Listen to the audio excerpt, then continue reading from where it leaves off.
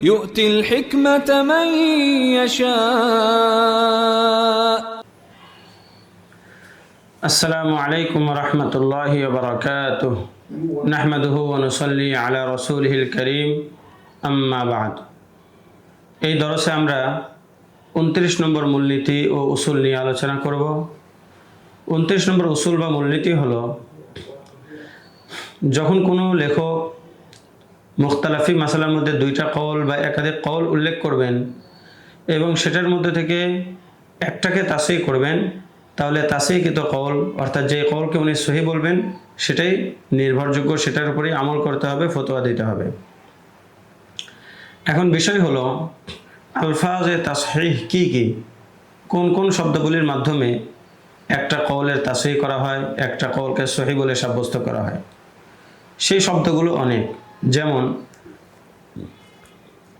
1 নম্বর হলো জালিকাল ফতোয়া আলাইহি, 2 নম্বর আল আসবা, 3 নম্বর আল আজহার, 4 নম্বর আল মুখতারু জালিকা, 5 নম্বর আল আওজা, 6 নম্বর আস সহিহ, 7 নম্বর আল আসহ।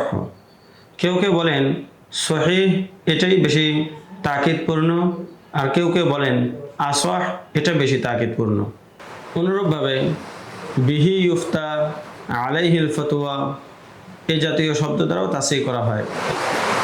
আর বিহি ইউফতা, আলাইহিল ফতোয়া এই শব্দগুলো বেশি শক্তিশালী, যেহেতু এগুলোর মধ্যে ফাতোয়া শব্দটা ব্যবহার করা হয়েছে।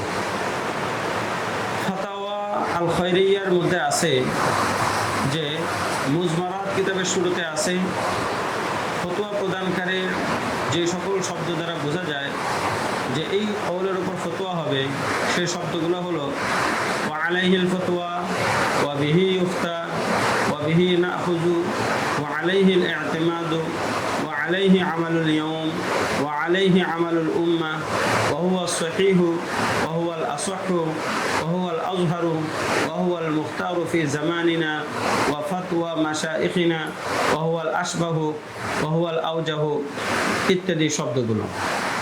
এই শব্দগুলো দ্বারা কোনো একটা কওলের তাসহিহ করা হয়, যে কওলটা রাজেহ সেই কওলটা উল্লেখ করা হয়। পরবর্তী দরসে আমরা পরের মূলনীতি নিয়ে আলোচনা করব ইনশাআল্লাহ তাআলা। আসসালামু আলাইকুম ওয়া রাহমাতুল্লাহি ওয়া বারাকাতুহু। ومن يؤت الحكمة فقد أوتي خيرا كثيرا وما يذكر إلا أولو الألباب.